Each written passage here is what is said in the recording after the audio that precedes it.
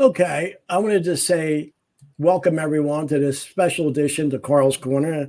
Every edition is a special one, but this is actually even more because I'm actually reminiscing of a childhood through one of our great announcers for the Philadelphia Sports, along with Sam Carchidi again, but with the daughter of the great iconic sportscaster Bill Campbell, his daughter Chris Campbell. So I want to thank both of you still be on and thank you for the little technical glitch here in the beginning. But I think you're able to get the feel of what Sam was trying to convey in his great book that he had back in the day. We'll just show it one more time and welcome you both. Thanks for having us, Carl. Pleasure to be here. Hi, Carl. Thank you so much for having me.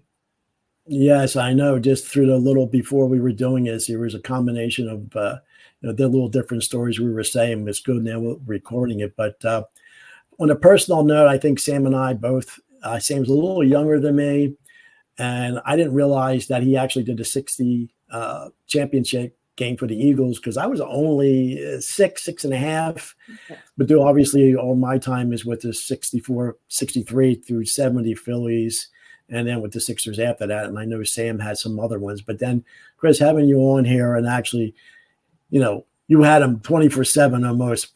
And your experiences growing up with that, when did you realize really who your father was? I realized who he was at Franklin Field. I was at an Eagles game with my mother.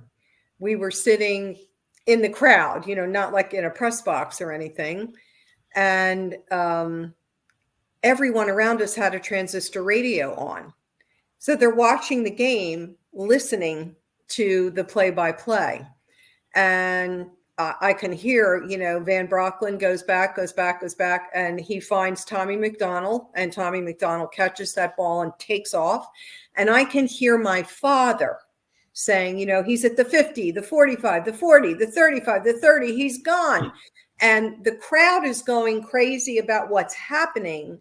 But they also have got this voice of this crazy man, in the transistor radio, adding to the excitement. And I can remember as the play, kind of came to an end and they scored, etc. I'm tugging on my mother saying, Mom, just what? I said, why is everyone listening to Dad?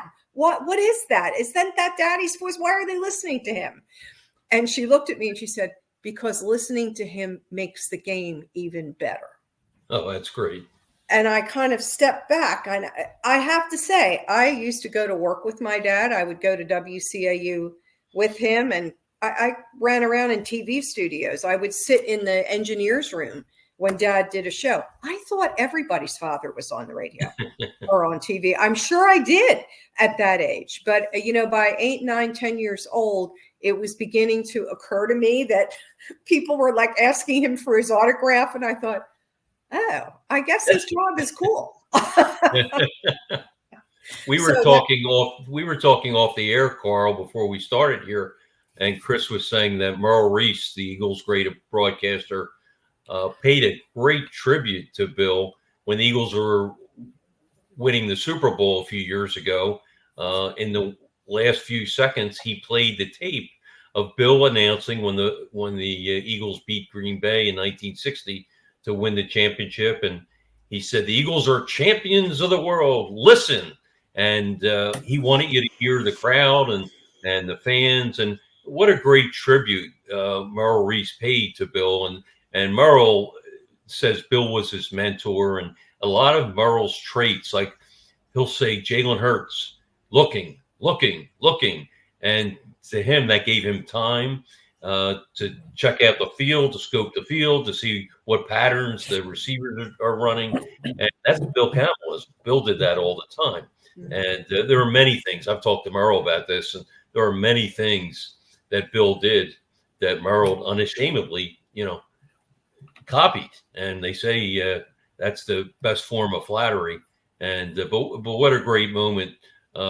Chris, you can elaborate more on that with Merle paying tribute to your dad, right after the Super Bowl win. Yeah, that was such a gentlemanly and classy thing for Merle to have done.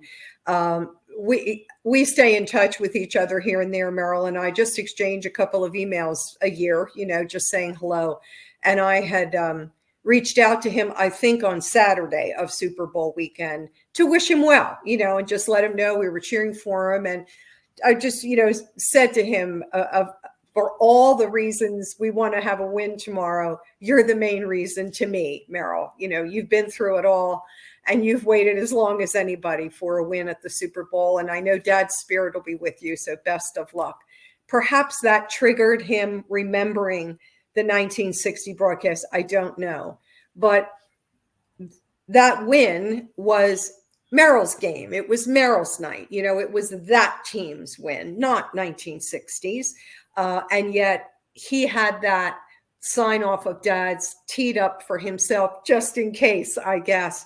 And he used it after the post game, as he finished his post game. And that was the last thing you heard as he signed off. And my son and I were driving home from a friend's house where we had watched the game together, and we both burst out in tears. We had to pull over and just compose ourselves, not only to hear Dad's voice again, but to be so touched that Merrill took that time to share that. I knew what he was doing. He was sharing it with the public, but he was saying something to us, to my family as well. And that was just a beautiful thing for him to do. What a classy man Merle is, no question about it. Sam, before you actually came on, I actually showed Chris a little video that I can play, and I could see she was getting a little touched up. So obviously we're talking about, let's just hear it in his own words a little bit. I'm going to play this little 51-second clip. Campbell. I had my first indication that night that something unusual was going to happen.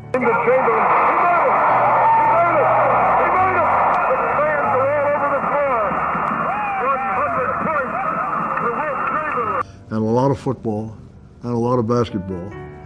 I've had my share of losers.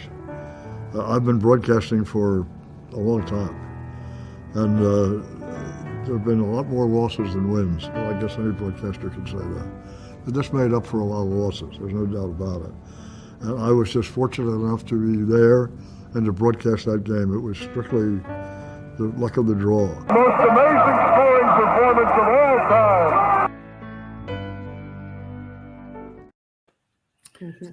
So that's a nice little tribute to actually hear that iconic voice, because to have three sports, you were just talking about football, but I knew him related from baseball. Mm-hmm. And, some of those, Sam, I know you're some with Ashburn and some with by Sam, but there are some with Bill. And I want to show this. I actually had this on the other one. I don't know if, Chris, you're familiar with it, but this is all three of them, but I'm going to play this too. So ready to go, and here's a 3-1. Curve, there's a long drive, it's really hit the left. Way back, Johnson, he's near the wall, he's got it. It's started out like a home run. It's just a big out. Bennett to the top of the stretch, he delivers. Here is a smash up the middle for a big hit. It's through. Started out, it's going to third. He will make it without a throw. Ground ball hit right back at Marichal. The throw to second. They got Gallup with a rundown. There's the throw to Hart. He's tagged out. And the throw is to Taylor. Taylor gets back into first safely. There goes a ball loop to right center. That's a hit. Here comes Callison home. Covington's going to hit for the plate. Here's a throw. It's into second base. The ball game right on the line here. And for the moment, right between Bennett and Mays. Left-hander's up on the rubber now. Goes to the top of the stretch. Here's the pitch. It's over. Strike 3 call. That one is slide to center and hit the 2-run homer over the center field. Well, yeah, just to hear those three, what a great trio. In fact, I took this off my wall. This is a Valentine and baseball poster, and there's By Sam, Rich Ashburn, and the great Bill Campbell. And they were such a great trio together. I mean, a lot of people talk about Harry and Whitey, and Harry Cowles, tremendous announcer, Hall of Fame announcer, and Rich Ashburn, the chemistry they had, and they had a wonderful chemistry. But that started with Ashburn and Bill. I mean, Bill broke Whitey in. Yes, There's no he place did. to do it. And I think Whitey developed his dry sense of humor. Well, I love that picture.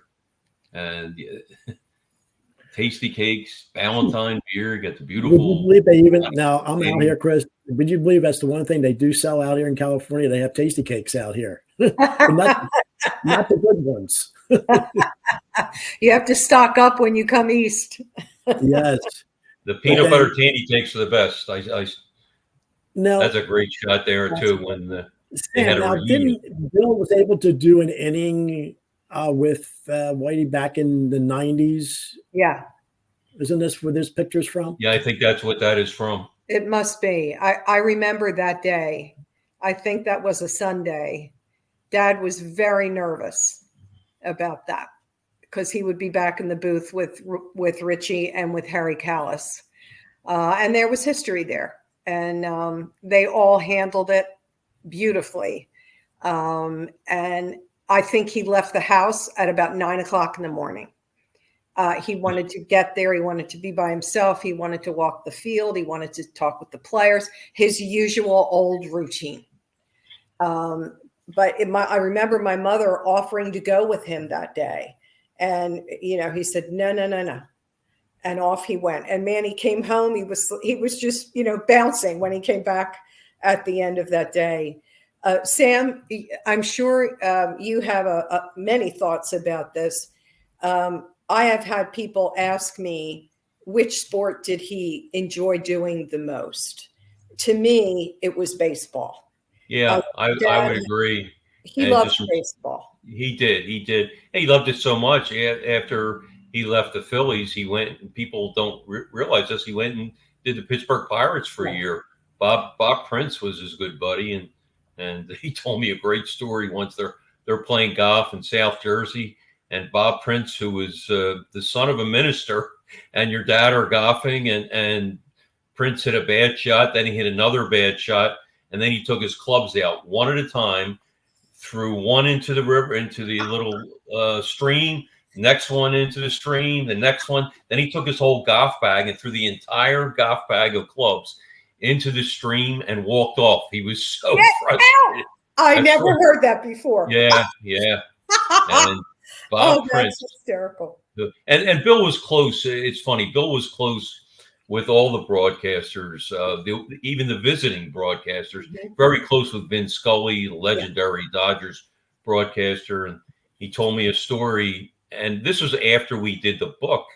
And he told me the story. He said that he called him Vin Scully. And he said, I stayed over his house because we had to get up early and go golfing.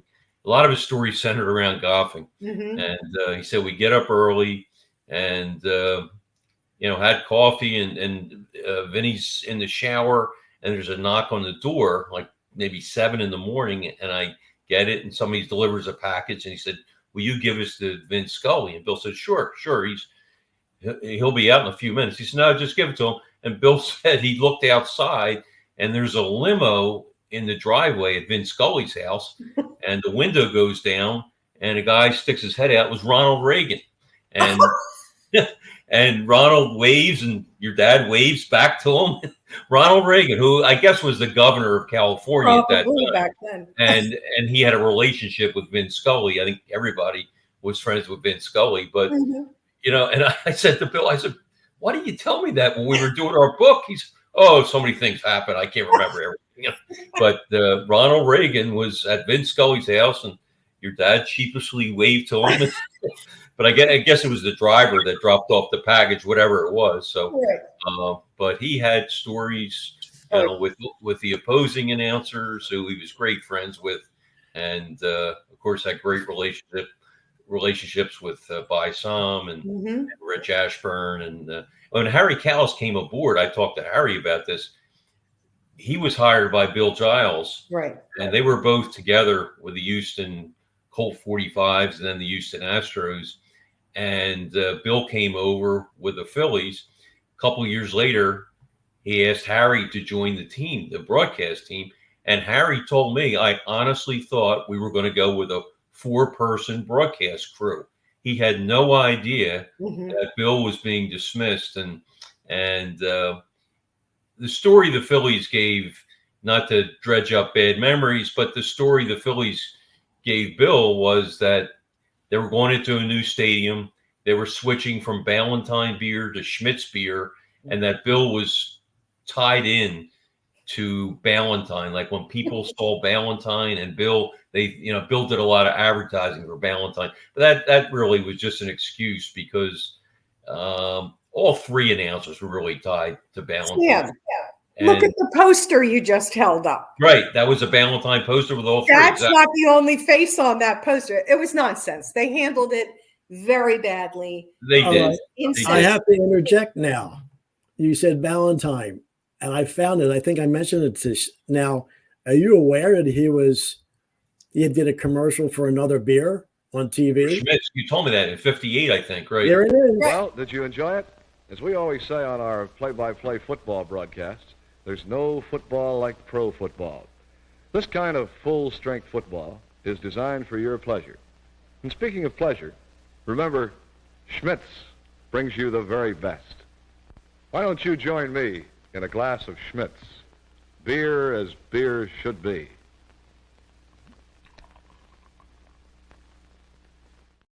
That's awesome. No, I had never seen before. that. That is great. And that proves my point that, when they said he was fired because he was too tied in to Ballantine, well, Schmitz was a new sponsor when they went to Vet Stadium, and they had used Bill. So that doesn't carry much weight. But to Bill's credit, he bounced right back and did the 76ers and had a very storied career and ended up on WIP and I know on and on. But the most iconic broadcaster in Philadelphia sports history, no question. Now, Sam, I just put something up that I don't know if you want. I found this on there. It's something that I'm going to just play this a little bit. Hopefully it plays correctly, but I'm going to play this and see if you guys remember any of this. And who called the play-by-play on radio, the voice of the Philadelphia Eagles, Bill Campbell. Bill, where'd the name Cinderella Bowl come out of this game? Well, I think, Kurt, it was typified by the fact that just 2 years before, in 1958, these 2 teams were probably 2 of the worst teams in the NFL. I know that the Eagles won 2 games in 1958, and Green Bay won 1 game, and they won their 1 game against us. And I've always remembered all the years I've been broadcasting, it's always stayed with me. We played a game in Green Bay in 58, and it was Dutch's first year with us.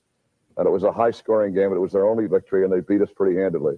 And we're sitting in the bus at that stadium in Green Bay waiting to go to the airport, and Rockman hollered at the bus driver, "Let's get out of here before they score again."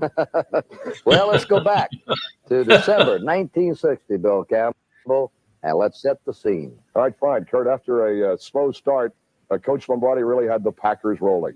They were the highest-scoring team in the league that year, with Horning and Taylor and young Bart Starr. I guess they were slightly favored to win.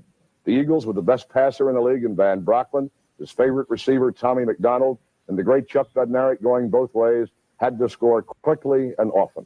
67,325 fans overflowing Franklin Field today.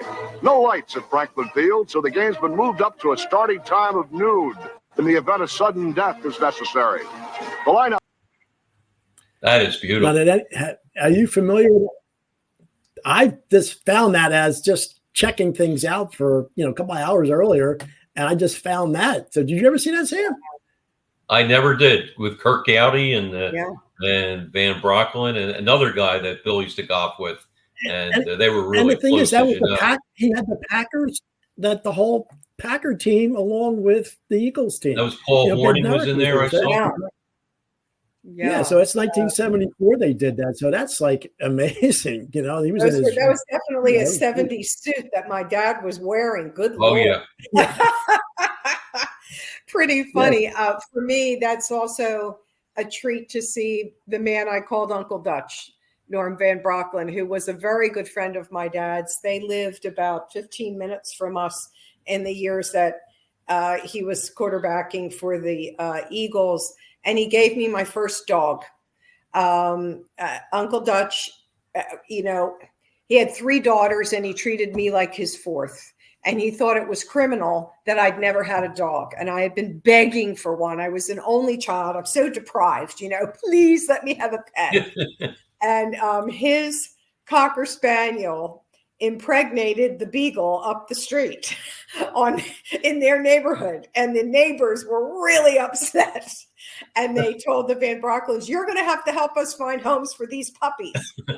And sure enough, he found homes for the puppy. The mother had 10 puppies, so they needed homes for all of them. And he didn't ask my parents. Apparently, he told them, one of these puppies is coming to your house. And my birthday's in July, and we were at the shore. We were in Stone Harbor for my birthday, but we came home. And that day when we got home, Dad said, I got to run over to Van Brocklin's. You want to ride with me? Well, I love to go to their house. They had 3 kids. It was, fun and games for me. So sure, I jumped in the car and we got there, and I got out of the car and was walking up the front step. And here came Uncle Dutch with this puppy in his arms. And, I kind of looked up at him and said, oh, where did you get the dog? And he said, well, that's a long story, but here. And he put her in my hands and he said, this is for you. Happy birthday. I thought that God had arrived on the front lawn of the Van Brocklin home. And that was my first pet. Chris, I have to say that obviously you have such insight now being the daughter. Now, let's go back from your young days, childhood days, and growing up, with your parents. And, because I did mention to you, I did go on your Facebook page and maybe pull a couple of pictures, but, from back in the day. So what was it like growing up in the Campbell household back in the day, and who your father was? It was very normal, very loving household. Look at those 2 people in that wedding picture. My father, I think Sam would agree, would be the first to say the best thing that ever happened to him was meeting my mother. He met her at WIP radio when he came back from the war, and they fell in love very quickly. This picture is in November, I think, of 1946. They started dating in September because she asked him out. I was very proud of her. And they married the following June of 1947. And she understood his work. She understood his business because she had worked in it. And she had complete confidence in his talent and in his abilities. And I think that gave him greater confidence. He came from a very challenging childhood, a very unstable situation. And my mom provided him with complete stability, a safe place, a predictable place. She was a wonderful homemaker. She was a fantastic mother. She was the perfect wife for him. And he was gone a lot. If you've got a dad that's doing baseball, he's gone about 8 months of the year. Now it's even longer. And even when he's home, he's at a ballpark. And then he'd had a couple of seasons where he overlapped and also did football. So Mom, as my father described her, was a very self-assured person. Very confident, very organized. It took a lot to get her rattled. And him, everything was rattled. He was emotional. She was steady. So I had the advantage of that. I had this larger than life figure in my father, whom I adored. And when he was home, it was special. And she really carved out time for us. And he loved being home. Because she really provided us, both Dad and me, with that loving surrounding. But she also then would turn around and, here you go, honey, go. I can see her saying goodbye to him, trip after trip, with a hug and a kiss. And she would say to him, God go with you, dear.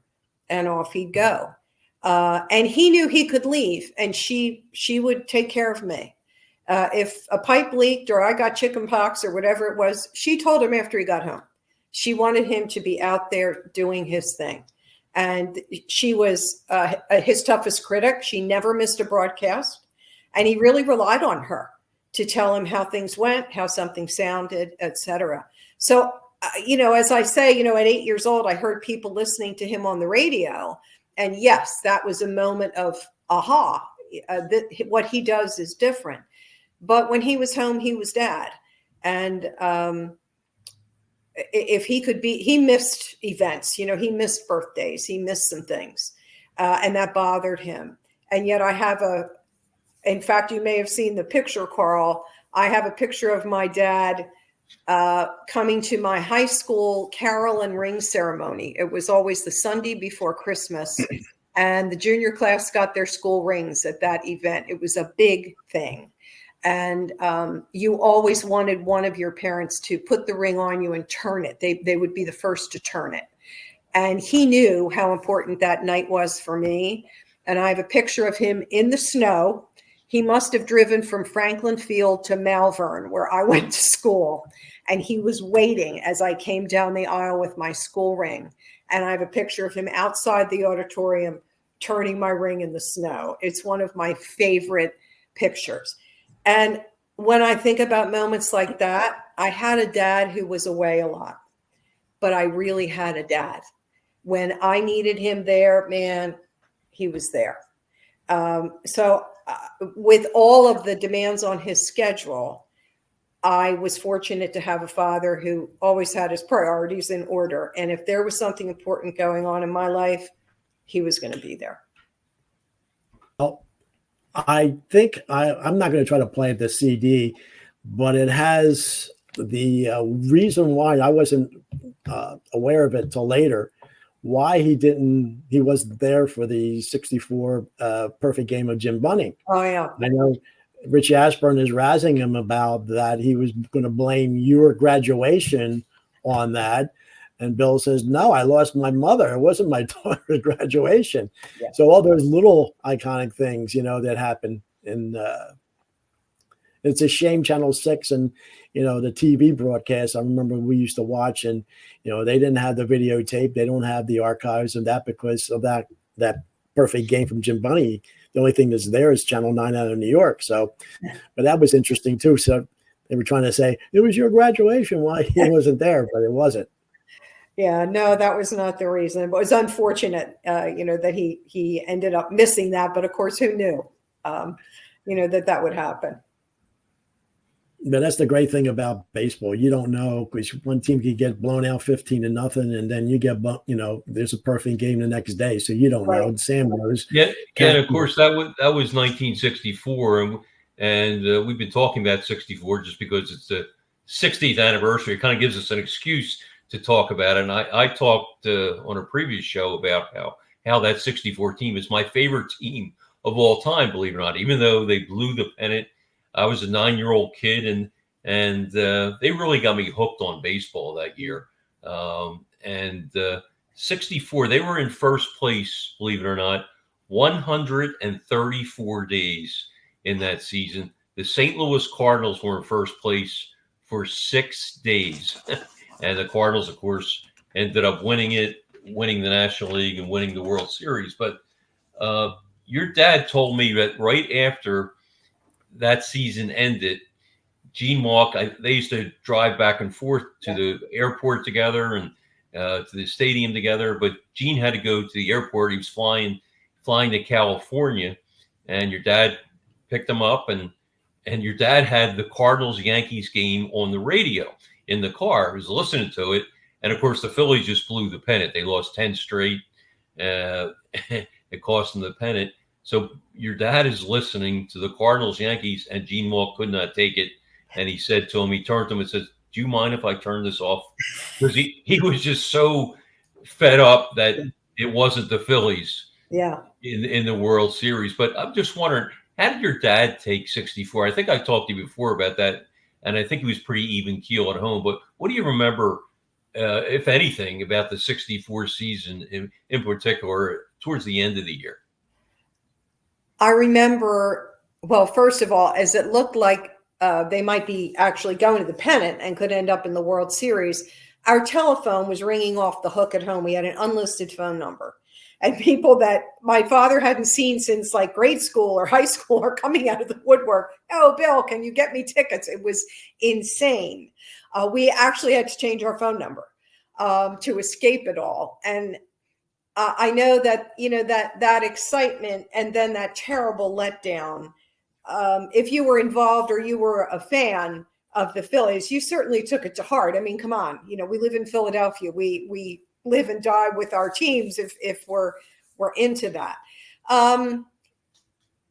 I've got to say, listen, I lived through the 9 and 73 Sixer seasons with Dad, and that was torture for the players, the owner, and it certainly was torture for the broadcaster. And to go that far with the baseball team, which I think you'll agree, Sam, it was a cast of characters on that team. It was a very unique combination of players. They all had very distinct personalities, and they meshed. Not, too much unlike our present Phillies. That is also a cast of characters with personalities that like each other and mesh. And while Dad may have thought that he kind of wrote it out, my recollection is a lot of disappointment and sadness, and just a terrible feeling of letdown.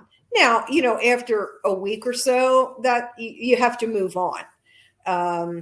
And I believe that he would have been listening to the Cardinals game in the car. But I certainly remember Mr. Malk, and Gene and my father became good friends in those years, and they did ride back and forth a lot.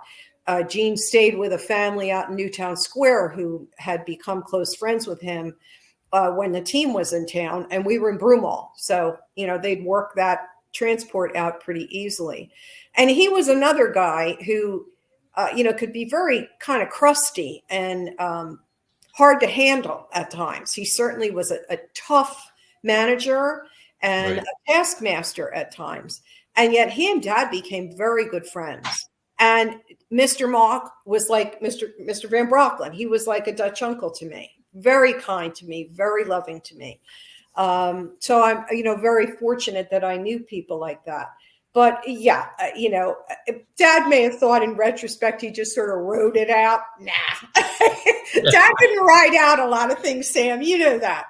He had a lot of heart, and he wore that heart on his sleeve, especially in those kinds of circumstances. But then you got to start to get ready for the next season. I was very fortunate in '64 because as I said, I was only a 9-year-old kid, but my neighbor in Haddon Heights, New Jersey, Jack Carchidi, happened to be the Phillies beat writer for the Camden Courier Post, and he would occasionally take me and his son, Tom, to Connie Mack Stadium, and we'd sit in the press box. I'm 9 years old sitting in the press box, and I get to see all these writers and they're giving them ice cream and free sodas. And as a 9-year-old kid, I'm shaking my head. You get paid to do this? Yeah. And get kind of planted a seed that I wanted to be. If I wasn't going to be a pro player, I want to be a writer. And did you sit in the press box? I'm just curious. Did you sit in the press box a lot at Connie Mack? I sure did. And I remember the ice cream sundaes. That was Mike up in the kitchen of the press box who'd make those big sundaes in the styrofoam cups. Yep. I remember them well. But Sam, you and I might have been there the same night. Probably were. Did you actually sit in the broadcast booth with your dad or in a different section? But only for minutes at a time. Okay. They were very serious in there.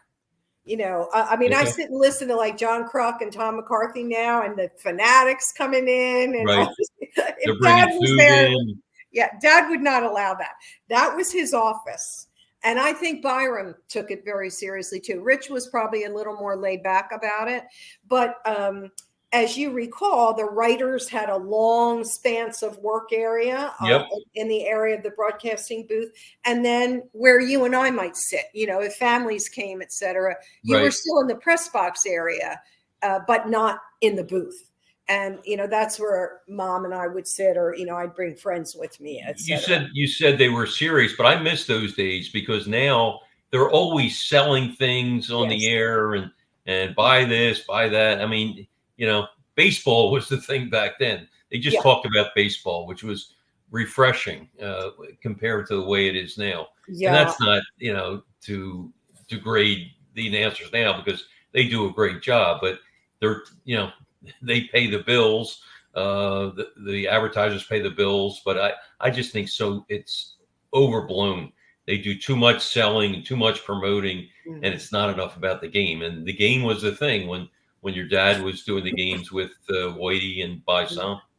I agree. You know, when you hear about this was the, you know, the hot dog home run of the day, or, you know, whatever the heck it is, it's a distraction.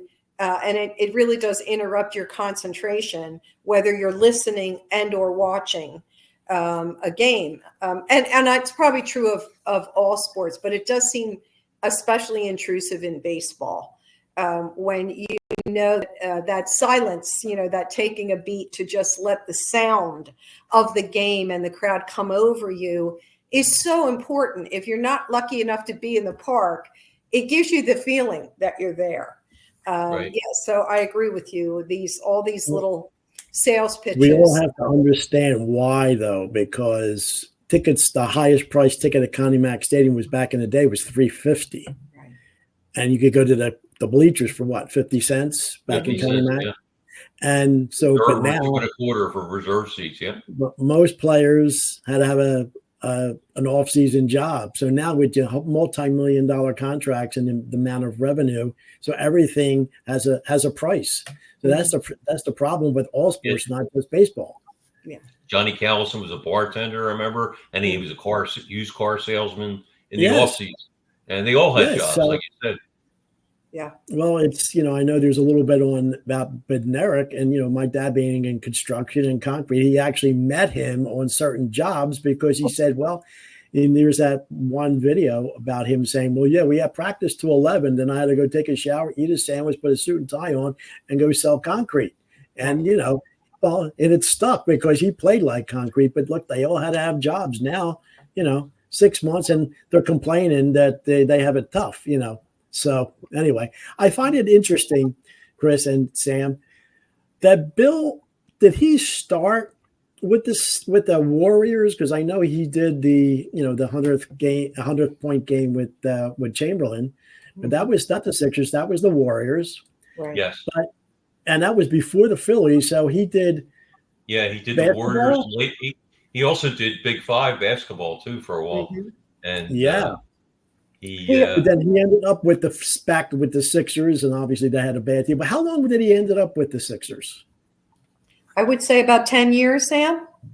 Yeah, something like that. And I remember you mentioned, Chris, the infamous 9-73 year. I remember Bill telling me that Ira Kozlov, who was owner, and he said he really cared about everybody. And he said, we were getting ready for a West Coast trip, and he said to me, Bill, don't take the trip. You need some time off. This has been just a gruesome season. You know, take the West Coast trip off, go home, relax, take 4 or 5 days to yourself. And Bill was really touched by that, but he said, thank you, but no thanks. But your dad was really touched by that. Wow. The concern that Ira had for your dad, for his health. He said, watching this team is not good for your health. I remember Freddie Carter was named the most valuable player of that 9-73 team. And Freddie, after the season, said, does that mean I led the team to a 9-73 season? So there were a lot of good one-liners that year, but it was, I think your dad said that was more miserable than the 64 collapse, because at least 64, for almost 6 months, it was a joy. Exactly. To follow that team. Exactly. And there was a difference because you were a writer for the Inquirer covering baseball, but you wouldn't have one, a game and then another city the next night or whatever. You were at least in the city for a couple of days, possibly. So you didn't have that constant travel, correct? Yeah. Basketball and hockey. I covered the Flyers for the Inquirer for about 15 years, and you did not get to enjoy a city at all because, like you said, you didn't even unpack your suitcase because you might be in the city at the most for 2 days. Yeah. Usually you were one day, in Edmonton. The next day you were in Calgary, and basketball was the same way. So, but baseball, you're right. Yeah. Baseball was a longer road trip, so you got to enjoy each city. Right. Right. Yeah, I remember back in the day, Sam, you told me that one time about trying to go. I don't know if it was going to the airport in Edmonton or Calgary, then you hit some ice and like, whoa, what the heck? What am I doing here? I think Oh yeah. Those two cities were tough, and Winnipeg too. If I had $1 for every plane delay I've had, I'd probably be rich right now because, you just had plane delay after plane delay, and praying you make it to the next city in time for the game the next night, but there was a lot of good things too with traveling. You got to see even Calgary and city like Banff, which is beautiful near Calgary, and I just like seeing cities, and even a city like Cleveland, or that doesn't get a lot of good publicity. I covered some Cleveland Indian games, and I just enjoy seeing different cities. So I don't want to paint a negative picture, because I did enjoy even a city like Winnipeg, which you would think is near North Dakota and in the middle of nowhere, but great people, friendly people, and you learn about the city. And the architecture there is so far behind. It was almost comical, like flat roofs, and it looked like the 1960s by the way the houses were built. Well, I do have but to it's thank you, Sam. to find out about When cities, and that's kind of cool. I'm sure your dad felt the same way, because he traveled a lot more than I did. Yeah, I think the travel ultimately takes its toll, on anyone who's doing that. I think that the 9-73 season was probably the start of my dad's battle with Crohn's disease. The pace of professional sports, however you're involved in it, and Sam, you were in it for a very long time, it physically takes its toll on you. I know with basketball, he told me that a couple of times he would do a game, go back to the hotel, get something to eat, fall asleep, and he would wake up the next morning and he'd have to call downstairs to ask what city he was in. He was so tired, but so mentally and physically tired that he, you really lose your perspective. And I think when that starts to happen, then you got to look and ask yourself, how much longer, can I continue to do this? Did he really enjoy his stint at WIP? Because I thought he was great at that. He was a call-in talk show host, and I thought he was tremendous. He was, unlike a lot of people that like to scream on the radio, your dad was just patient with the callers, and he just, it was like you were having a conversation back and forth, instead of him trying to show how much knowledge he had. He wasn't like that at all. He really respected the callers. I thought he was tremendous on WIP. I'm just curious if he ever talked to you about that, if it was a change of pace for him. It was a definite change of pace for him. I think at that point in his life and in his career, he had to come off the road. He could not physically do it anymore. It was destroying him. And I think to be able to prepare, he was a great reader, as you know, Sam. He read, 3 or 4 newspapers a day, and he didn't just read sports. He was always up on politics. He was up on news. He loved history, and he brought a lot of that to those shows, so that wherever the conversation might go, he'd have something to contribute. And I think it was challenging for him. You always had, the wacko caller here and there, the nasty caller. But as you say, I think that he tended to kind of level them out and treat them well. And I think he always believed that if you treat people well yourself, they're going to treat you well in return. And I would say for the most part, that held true for him. I also loved those later years when he would do those commentaries for KYW. KYW, yep. Yeah. And when he died, Ray Didinger came to Dad's viewing, and he said to me, your dad was not just a good sportscaster. He was a really good writer. And I remember I got tears in my eyes and said, Ray, Dad would be so proud to get that compliment from you. And he said, well, I mean it. And he said, those commentaries were little snippets every other day, or how many days a week when he did them, of really fine writing. And he said he reached a point in his career where he didn't really care who agreed with him or not. He wasn't beholden to any owner. He wasn't, worried about what some player might think if he expressed a criticism. Right. and he could just say it. And I think Dad really enjoyed writing those commentaries. I wish we had been able to put them all together, in some kind of collection, because they'd be fun to go back and look at. Right. I have to give Ray Dininger props because he wrote, as you know, wrote the forward in the book your dad and I did together, and he gave it so much momentum. Yeah. And you can see it up top, forward by Ray Dininger, and Right. and it was beautiful. It was, you talk about a great writer. Ray Mm-hmm. Dininger is certainly that. And one of my most treasured possessions, I guess, your dad gave me, and I had. If you want some, you can have them or want them all. But he used to hand write his documentaries, or I guess they were about a minute and a half long, maybe 2 minutes. Yeah. He would hand write them on legal paper. And I must have 30 or 40 of them that he did, because when I was doing the book, we have a lot of them in the book.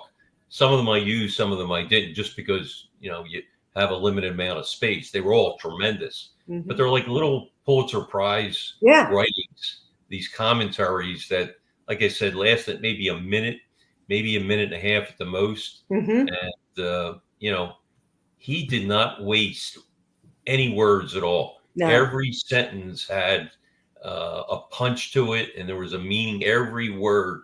And I have some of them where he would cross out things and put another word, maybe cross out 5 words, put one word there. And it was just really fun for me to look at that. And you can almost see Bill's mind working and clicking as, well, I can say this in 2 words instead of 6, and I can get more in on the back end of it. And it's just kind of cool to see that. And I still have them. I'll have to share them with you.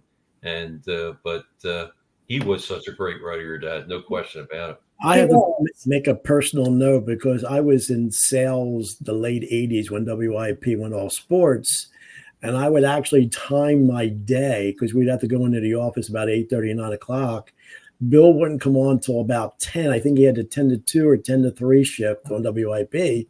So I made sure I did my office work, and I was back out in my car by 10 o'clock to pick up the show.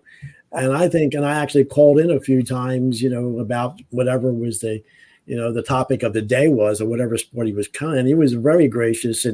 But I'll never forget that they had a sponsor. It was that Motel 6, that Tom Bodett thing. And I think he must have been having a good day or whatever. And he was like laughing and he's coming back from that break. He says, "They're not going to leave a light on for me." I didn't realize, I wish everybody was able to, they got that, but I was hysterical. But they're not going to leave a light on for me. Anyway, that's my little personal note in that regard. So, Chris, I know we probably just scratched the surface. We really never, but we could talk for maybe a couple more hours. But I think the whole Philadelphia, and I know it's a shame that our generation with Sam and yourself are the last to have seen him in his prime. And hopefully this podcast, and maybe we could do a couple of other ones down the road to continue his legacy, and whatever else Sam might think. I know Sam's a busy guy with the hockey thing and all that, but where do you think, as far as legacy for your dad in the Philadelphia? I know he's had the awards. I know he's in the halls of fame. What else? Is there anything else that he's not a part of? Funny you should ask. I've always felt that Dad should be in the Baseball Hall of Fame. Between his time with the Whiz Kids in the late 50s and his time with the Phillies in the 60s. Can I interrupt for 1 second too? Your dad, you talk about, he actually did a radio show, a regular weekly radio show with Connie Mack. I mean, that predates the Phillies. I mean, that's amazing to me that he did that. And I didn't mean to interrupt you. No. And those were the days of the A's. That was back with the Philadelphia A's. Sure. This is how long his association with baseball went. I think he should be in the NFL Hall of Fame too, but because it was the sport he loved the most. That to me would be the ultimate honor for him, not me. It has nothing to do with me. But yes, he's in the Pennsylvania Sports Hall of Fame, the St. Joe's Hall of Fame. He's in the NBA Hall of Fame with the Kurt Gowdy Award, etc. Wonderful honors. I don't discount any of them. His Wilt Chamberlain broadcast is archived in the Library of Congress. He would have bust his buttons to know that happened the year after he died. But to me, in my heart, I will always feel like everybody he worked with is in the Hall of Fame from that whole era, not just Byram and Richie, Harry Callis as well, though they did not, necessarily work together. But to me, that would just simply be the ultimate well done for him. I know that he was a fabulous football broadcaster. I remember him that way, and probably because that was the first impression that he made on me. And I love the excitement in his voice as you go back and listen to those recordings. But for him, I think that would just be the icing on the cake for him. And yet, I've got to tell you, Carl, I'm clearly very proud of my dad, and I'm so grateful for the chance to just share who he was and what he did so well and what kind of a person he was and how much he meant to me and to my family. So very grateful for the chance to talk with you and with Sam, who became like a son to him in those years as they wrote together and really got to know each other. Dad loved you dearly, Sam, and I know why. And I loved him too. He was, we would meet a couple times a week, sometimes more, and he would come to my house or I would go to his house in Haddonfield, and it was the favorite part of my week. And he was such a special person. And there's nobody even close. I mean, when you talk about the best broadcasters in Philadelphia sports history, he's number one. And the book is called Bill Campbell, The Voice of Philadelphia Sports. Originally, I wanted the book to be called Bill Campbell. I don't even know if you know this, Chris, but Bill Campbell, The Voice of Philadelphia. And your dad vetoed that. He said, no. John Facenda is the voice of Philadelphia. And, that's what went through my head when you said it. No, John Facenda was the voice of God. He had respect for other people. I mean, Bill was so caring and he was very aware of other people and didn't want to hurt anybody's feelings. So we changed it. We added the word sports. But to me, he's the voice of Philadelphia for, he touched parts of 9 decades. Now, if he worked in 1929, that 1 year counts, or 1939, but he touched parts of 9 decades and just amazing. He is the voice of Philadelphia to me. And that's no offense to, John Facenda or Larry Kane or, whomever. It's just such a tribute to Bill and his longevity. And he was just as good at the end as he was in the beginning. And I can't praise him enough. And his humility and how humble he was just makes it even so much greater to me. He was an icon, but he liked being an everyday person. I think most people thought of him as an uncle. You felt like even though people that didn't meet him, they felt like they knew him. Yes. What a great trait to have. I've talked to so many people who have not met him or never met him, and just felt like they had a personal relationship with him because he wasn't uppity. He was and he talked with people. He didn't talk above people. And what a great quality to have. Yeah, Johnny Carson quote when he retired that he thanked his audience for allowing him to come into their home, and Bill did the same. He came into everyone's home in the Philadelphia area through radio and through television through all those years. And then obviously, we're the age group that grew up with our Beatles and all that. And, but Bill was not our rock star, but our other star in sports, because it was music and it was sports back then. And I have to have one little side note. And I mentioned it that Daily News Live, Barkan had on back in the day, all the prominent announcers. And I think Michael Barkan asked Bill, he never did hockey. And I know Sam, we know Gene Hart is the iconic Flyer announcer, and he just looked at Gene and he says, I can never do what Gene does. It is so fast a sport. I couldn't enunciate it fast enough the way he does. And he gave kudos to Gene. And I wish I could find that. So it's interesting that, Chris, did he ever talk about maybe I should try to do hockey or whatever? But I know, it's a little off the subject, but I think it'd be interesting just to ask.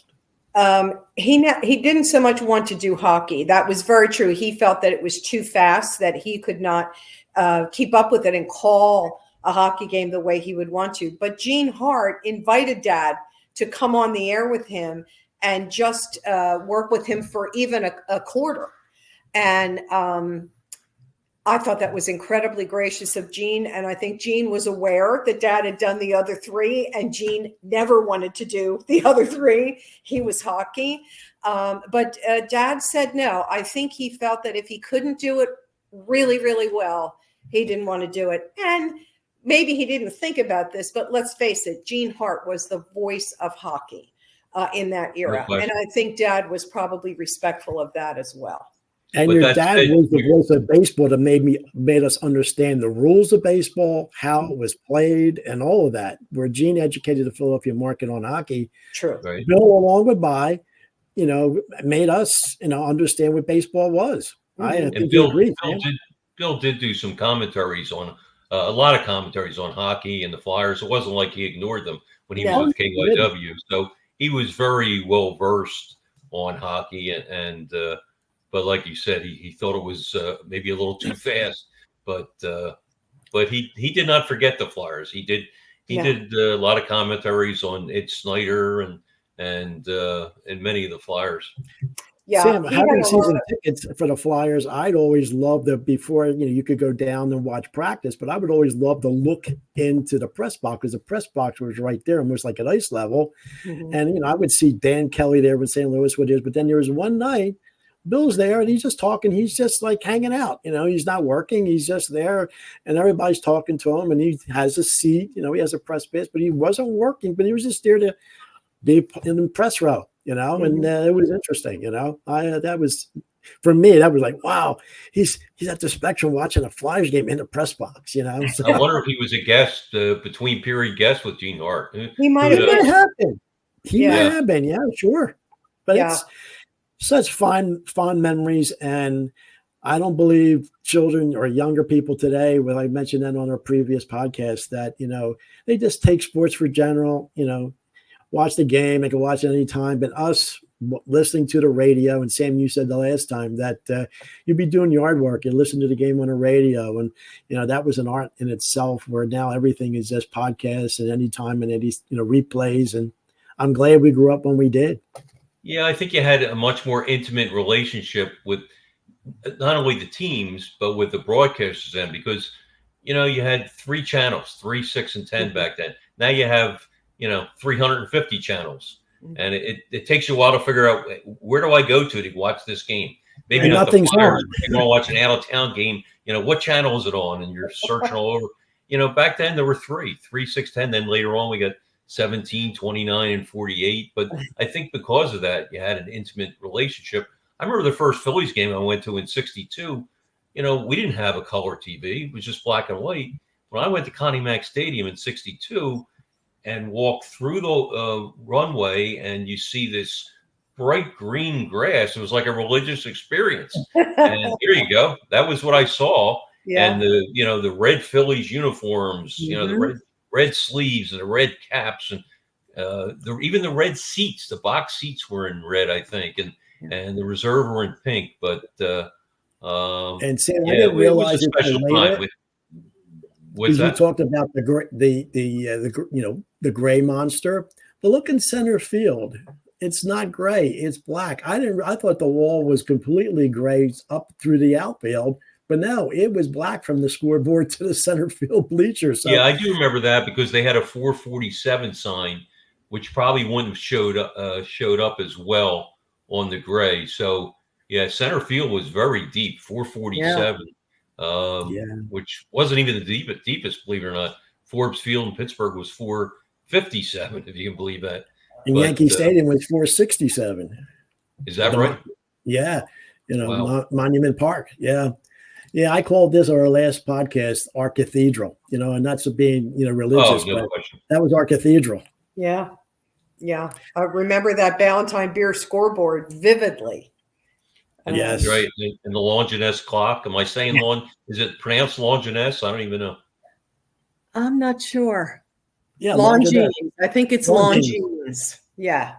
But I remember that Longines. thing, man.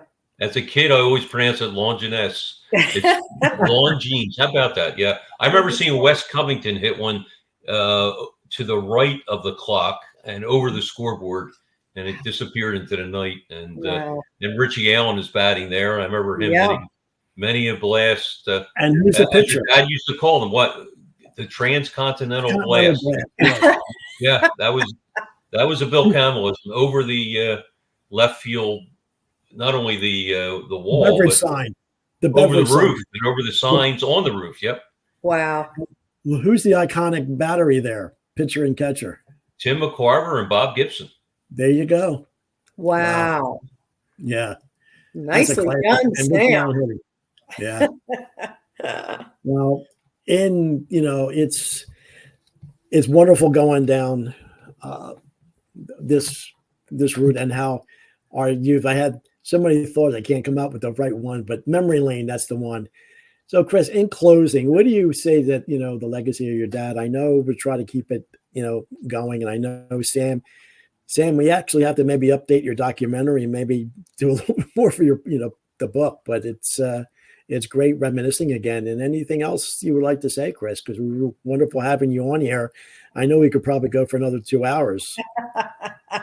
No, I'm very grateful to you, Carl, for taking the time to do this, and grateful to Sam, who knew Dad so well and shared so many memories with him. And Dad entrusted those memories to you, Sam, which says a lot about you.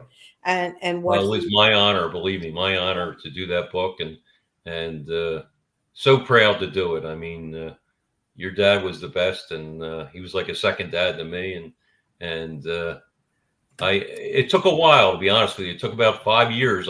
Every once in a while I would say, are you ready to do the book? And then I asked him several times, and then finally I just stopped for about a year. And then one day he called me up and he said, that book you were talking about? He said, I think I may be ready. And he told me, I think I've told you this, Chris, but he said, it's not for me. I want to do it for my grandkids, for my great grandkids, and for my daughter. It's not for me. I said, Bill, I'll call you tomorrow and we'll set up a schedule, and I'm ready to go. Because I knew we would not have a difficult time getting a publisher for it, because he's such an iconic person and broadcaster. Yeah. But it's my honor to do it. No question. So you're doing a documentary now. I remember that, Sam, and I did. He had told me about you a couple of times. He calls me. He thinks I should write a book, or he wants to write a book about me, and he thinks I've got stories to tell. And I think it was after we had 1 or 2 grandchildren. So then he had great granddaughters, which he never expected to have. That I said to him, Dad, I can't remember all your stories. There's no way for me to remember them all. And, think about for them, for Kate and for Kevin, my children. And now you've got great grandchildren, and they will not hear these stories unless you tell them, and unless they're in a book somewhere. And I guess he thought about that. Ironically, Sam, my children did not ever hear Dad do play-by-play until he died. And KYW had put together his broadcasts. And I put the radio on the morning after he died, and I can still see my kids at the kitchen table. They had come over to my house. We had been together, of course, most of the night before. And there's Dad. I don't know which game it was, but they did a beautiful job of putting together his most iconic broadcasts. And I can remember both of them just riveted to the radio. Right. And I remember Kevin saying to me, Mom, I never heard this before. He said, I knew that Pop was appreciated. I saw that all the time. And if I said who my grandfather was, it was always a big deal. But I never heard that. Now I get it. And I guess, Carl, for your question, it's that. It's, that I so appreciate people still continuing to get it when it comes to what to me was a very high bar that Dad set in the city of Philadelphia for our sports broadcasters. I think that he was out there in front with a bundle of talent and a great voice and a great memory that could really synthesize a whole lot of information and just share it with you spontaneously as a game unfolded in front of him. Very well said. It took me far too long to appreciate that any broadcaster who sits down in front of a microphone has no idea what's going to happen. They can only bring everything they know about the players, the managers, the planning, the prep, that all of that they've been present for, or they've read about, or they've absorbed before they've sat down in front of that microphone, and hope that it all comes together as the game unfolds. And the stress of that and the challenge of that and the excitement of that, man, when you get it right, it's no wonder people remember. And Dad was human. He had plenty of shortcomings and flaws like the rest of us, but he was really good at this. And I'm so grateful to have the chance to just remember that and share that with anyone who might come across this and watch or listen. Well, if anything that we may not have covered today, you're always welcome to come back on. This is not a one and done. That's the great thing about this, because, I'm going to post this on my YouTube page and Facebook page and maybe some other professional sports pages out there. And hopefully it might have some legs that we can have in, addition to. And I can't thank you enough, Sam, because if anything, your background. Let me ask you, now, is the book still it's still available, or what's the situation? You can get it on Amazon. I'm not sure, to be honest, if it's still in bookstores, because it was, 18 years ago now. But I know you can get it on Amazon. That's probably the best way to get it if people are interested. And probably the best thing, or one of the best things, is that there's a CD with the book, and it has all Bill's great calls. I mean, Richie Allen home run, the end of Wilt Chamberlain's 100-point game, the Eagles' 60 championship, some of his commentaries on KYW, and on and on. There's probably a couple dozen. And Bill Roswell, who's now retired from KYW, did a tremendous job as the producer to produce that CD. And I can't thank him enough. And Bill did a great job of putting that together. And you can relive on YouTube. I was using some of that, hopefully the glitch wasn't there, but I was using that. So that's really on YouTube right now, that people can actually listen to that. And it is fantastic listening to all of that. And it's, you go back into your youth and need to relive all that again. So it's amazing. So any other follow-up? Is there anything we may not have covered there, Chris or Sam? No, I think we covered it, and happy to come back in the future if there's any interest. But as I said, I'm thankful to Chris for bugging her dad to get the book done. I think you put a bug in his ear, and it was all my pleasure to do it, and I knew Bill before casually, but we really got close when we worked together, and it was just so great to do the book together and to feel a small part of his life. So thank you, Chris. Thank you, Sam. You helped write Dad's legacy, and I'm very, very grateful to you. And I know he was grateful and proud to have worked with you. And Chris, if you ever want to do anything and, you say, hey, I didn't say this, or I want to say that, you have my contacts now. Just let me know. We could pop on within a day or two with schedules. I'd love to do it. And obviously, if Sam's got his time available, he could come back on. And I know the next time probably Sam and I are going to talk about, I know it's 60 years for the Phillies, but, 50 years for the Flyers coming up, because me, Sam, and my cousin were 3 of the lucky 17,007 when the Flyers won the Cup.